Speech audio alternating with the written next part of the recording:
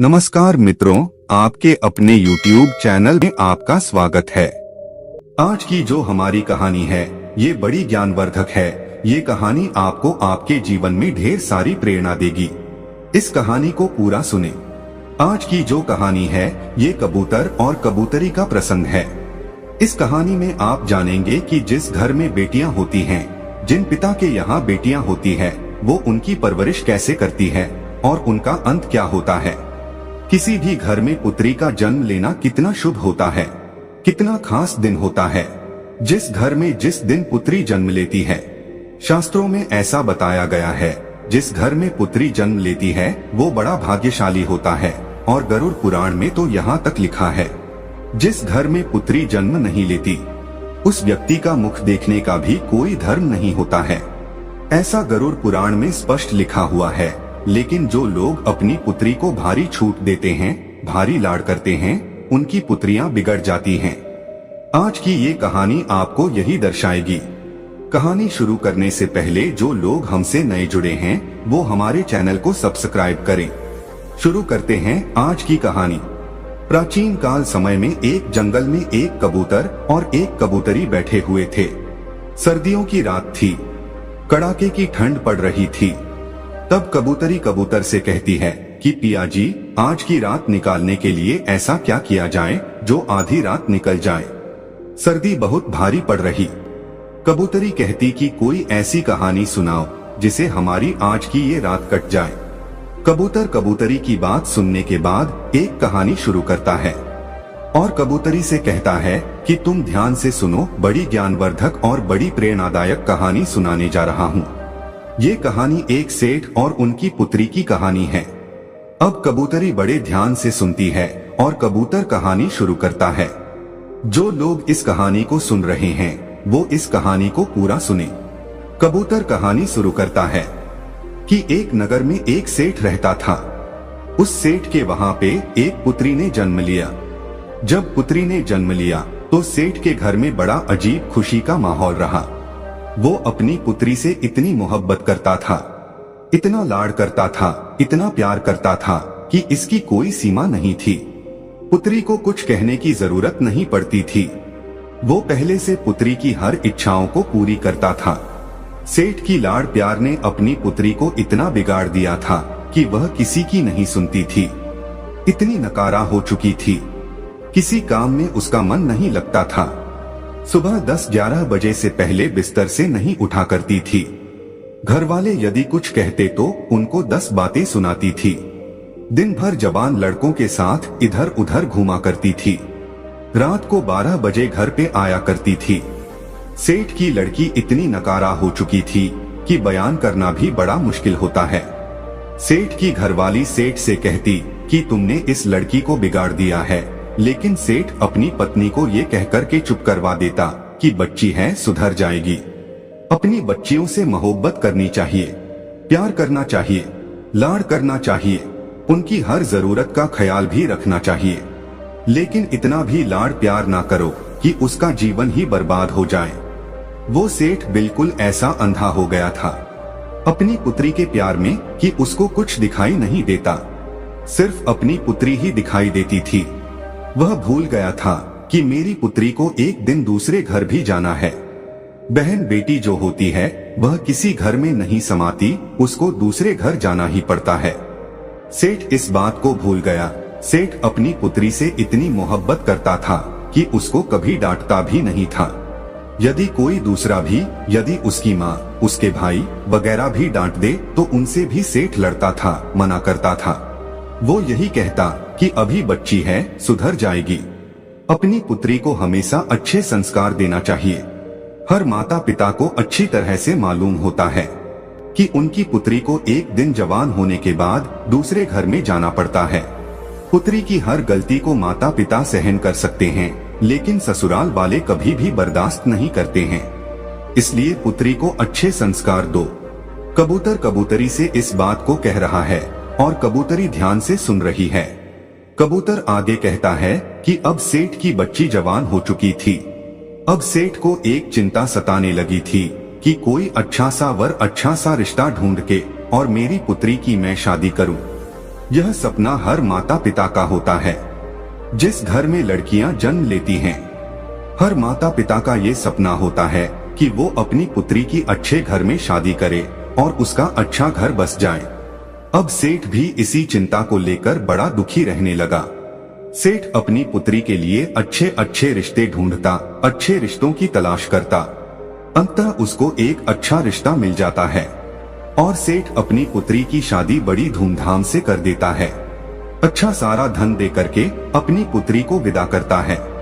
जब उसकी पुत्री ससुराल में जाती है तो 10 दिन बाद ही अपने पिता को फोन कर देती है और पिता से कहती है कि पिताजी इसी वक्त आप मुझे लेने के लिए आ जाइए। आपने मुझे कैसे नरक में डाल दिया है, मैं इस नरक में 1 मिनट भी नहीं रहना चाहती हूँ। सेठ अपनी पुत्री की बात सुनने के बाद बड़ा चिंतित होता है, बड़ा दुखी होता। सेठ सोचने लगता है कि रिश्ता तो मैंने बिल्कुल सही ढूंढा था, बिल्कुल काबिल लोग थे, लेकिन पुत्री कह रही है कि बिल्कुल नरक में डाल दिया है। ऐसा 10 दिन में ऐसी कौन सी आफत आ गई है जिसके कारण मेरी पुत्री ऐसा कह रही है। सेठ थोड़ा चिंतित होता है और अपनी पुत्री के ससुराल में पहुंच जाता है। यदि हमारी पुत्री के लक्षण ठीक होते हैं, हमारी पुत्री सही होती है और उसके संस्कार बिल्कुल सही होते हैं, तो पुत्री के ससुराल में पुत्री के पिता को बड़ा मान सम्मान दिया जाता है, उसको आदर दिया जाता है, उसका सम्मान किया जाता है। लेकिन जब वो सेठ अपनी पुत्री के ससुराल में पहुंचा तो उसको कोई मान सम्मान नहीं मिला। कोई उसे राम राम करने के लिए तैयार नहीं था, कोई उसको आदर देने के लिए तैयार नहीं था। फिर जब अपनी पुत्री के ससुराल में पहुंचता है तो सबसे पहले उसकी समधन मिलती है, यानी उसकी पुत्री की सास मिलती है। अपनी समधन से जाकर की वह राम राम करता है, जय श्री राम करता है, लेकिन वो भी मुंह फुला लेती है और कुछ जवाब नहीं देती है।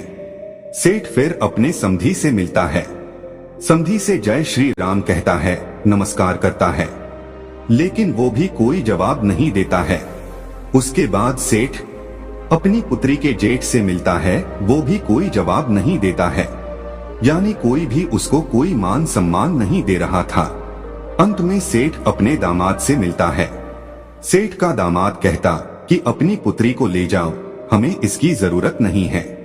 ऐसी बिगड़ी औलाद आपने पैदा की है, हमारे घर को नरक बना दिया है। इसको तुरंत इसी वक्त यहाँ से ले जाओ, जो तुमने दहेज वगैरह दिया है उसका बैठ के हिसाब कर लो, हमें इसकी जरूरत नहीं है। सेठ बड़ा दुखी होता है। उसके बाद सेठ अपने पुत्री के कमरे में जाता है और अपनी पुत्री से कहता है कि पुत्री क्या बात हो गई। सेठ की पुत्री अपने पिता से कहती है कि पिताजी मुझे इस नर्क में नहीं रहना है, यदि आप मुझे जीवित देखना चाहते हैं तो इस नर्क से मुझे इसी वक्त यहाँ से ले चलो। पुत्री की इतनी बात सुनने के बाद सेठ अपनी पुत्री को साथ लेकर के और पुत्री के ससुराल के घर से बाहर निकल जाता है। लेकिन फिर भी सेठ की पुत्री के ससुराल वाले कोई भी जयराम जी की नहीं करता है। सेठ अपनी पुत्री को लेके और रस्ते रस्ते रवाना हो जाता है। रास्ते में सेठ अपनी पुत्री से पूछता है कि पुत्री आप मुझे एक बात बताइए कि तुम्हारी सास कैसी है। सेठ की पुत्री कहती है कि पिताजी उसकी बारे में तो पूछो ही मत, वो तो एकदम डायन है, उसने मेरा जीना हराम कर दिया है। ऐसी डायन के घर में आपने मेरी शादी की है, हर वक्त मुझे तंग करती रहती है, ऐसी डायन का नाम भी मत लो। सेठ कहता है ठीक है पुत्री, अब आप मुझे ये बताइए कि तुम्हारे ससुर कैसे हैं। सेठ की पुत्री कहती है कि उस दुष्ट का नाम भी मत लो, वह तो एकदम दुष्ट है, राक्षस है। उसके बाद सेठ कहता है कि ठीक है उसे छोड़ो, अभी बताओ तुम्हारे जो जेठ है वो कैसे हैं। तो जेठ के बारे में भी सेठ की पुत्री कहती है कि जेठ तो बड़े जल्लाद है, उनकी तो बात ही मत करो, हर दिन मुझे परेशान करते रहते थे। उसके बाद पुत्री की बात सुनने के बाद सेठ फिर पूछते हैं कि तुम्हारी ननद कैसी है। वो तो ठीक होगी, वो तो तुमसे प्रेम करती होगी। सेठ की पुत्री जवाब देती है कि उन चुड़ैलों का नाम भी मत लो पिताश्री, वो तो बहुत ही बेकार है, उठ करके खाने वाली है। सेठ अपनी पुत्री की बात सुनने के बाद फिर पूछता कि ये बताइए कि तुम्हारे पति कैसे हैं, हमारे जमाई साहब कैसे हैं, वो तो तुमसे बेहद प्रेम करते होंगे। सेठ की पुत्री कहती है कि वो तो यमदूत है, पूरा यमराज है, उसका तुम नाम मत लो, बड़ा दुष्ट इंसान है, उसने तो मेरा जीना हराम कर दिया है, रात दिन मुझे मारता पीटता था, एक बात मेरी नहीं सुनता था।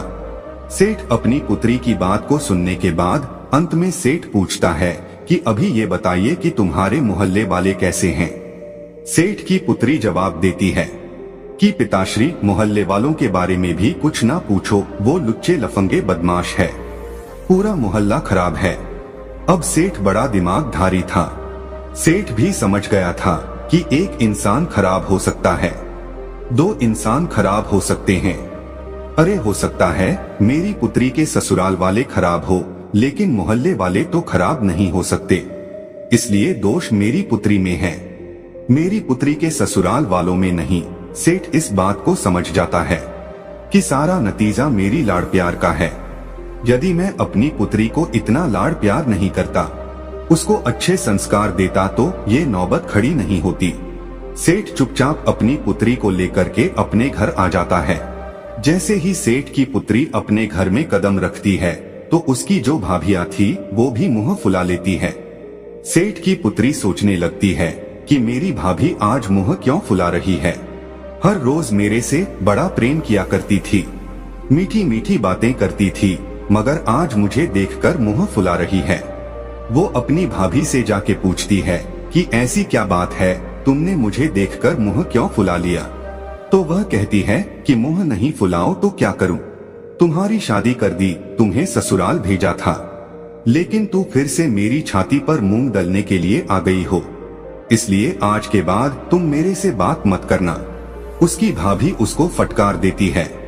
अब इतनी बात सुनने के बाद उससे उस घर में कोई बात नहीं करता, सिर्फ उसके पिता के सिवा सिर्फ उसका पिता ही उससे बात करता। अब वो धीरे धीरे बड़ी दुखी हो जाती है, धीरे धीरे उसकी आंखें खुलने लगती है। काफी समय निकलने के बाद कोई उससे बात नहीं करता, बड़ी दुखी रहती। वो जब भी घर से बाहर निकलती तो उसकी सहेलियां उससे हर बार यही पूछती कि तुम अकेली कैसे आ गई हो, जीजा जी कहाँ हैं? कोई पड़ोसी मिलता तो वह भी इसी बात को पूछता कि तुम अकेली कैसे आ गई हो, तुम्हारे जमाई कहाँ हैं? ऐसे ताने सुन सुनकर वो बड़ी दुखी रहने लगी।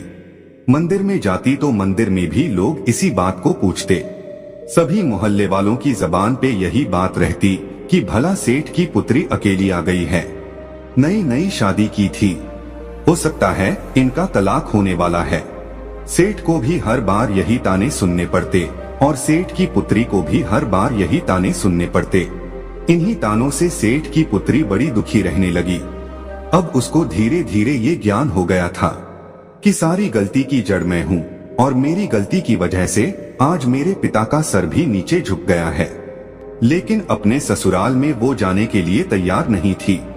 वो यही कहती थी कि पिताजी, इससे अच्छा तो ये होता कि मैं कुंवारी रह जाती, यदि आप मेरी शादी नहीं करते तो बहुत ही अच्छा होता।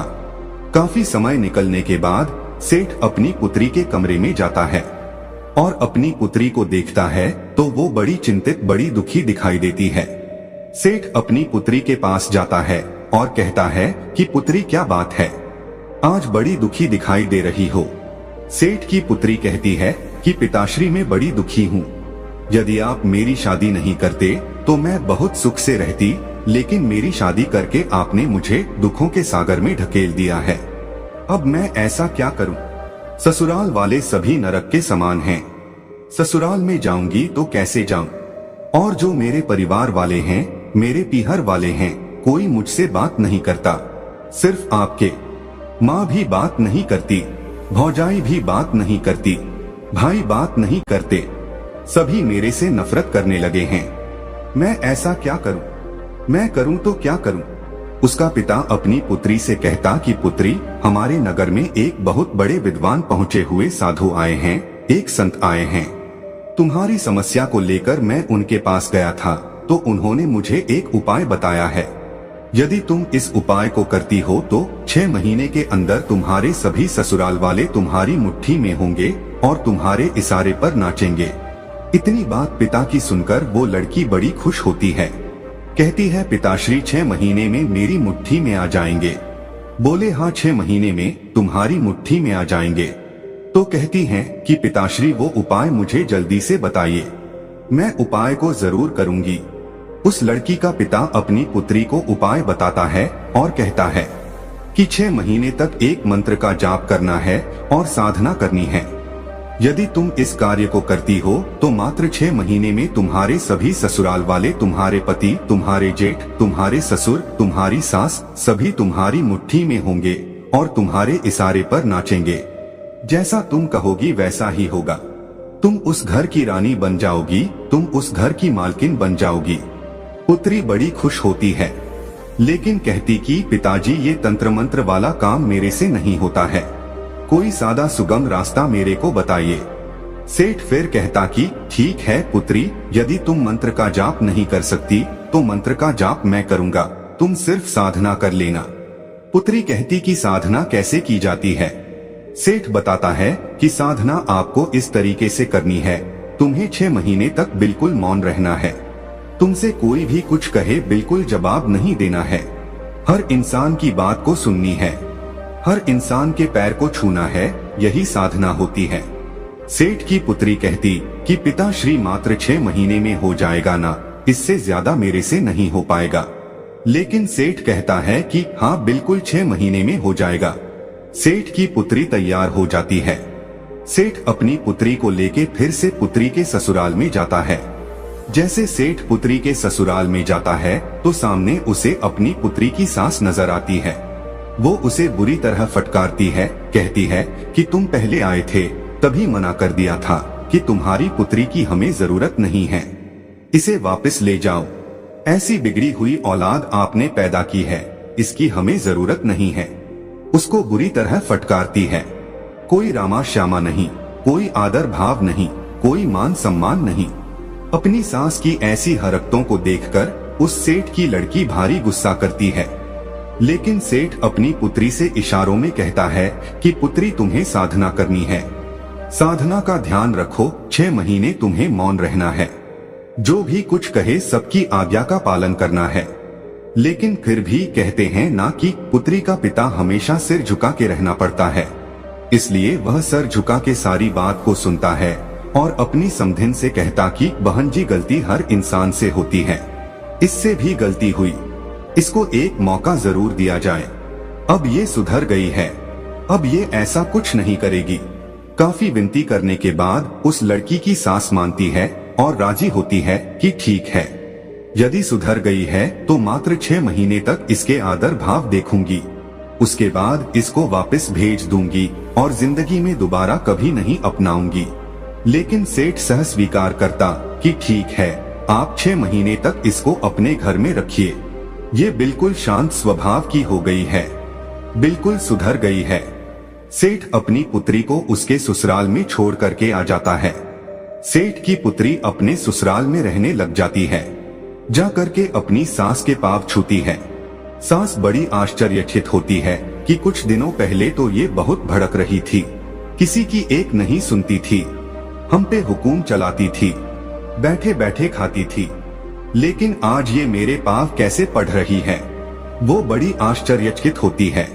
सेठ की पुत्री कहती है कि मां जी मुझे आशीर्वाद दीजिए, आपका आशीर्वाद मेरे लिए बहुत महत्वपूर्ण है।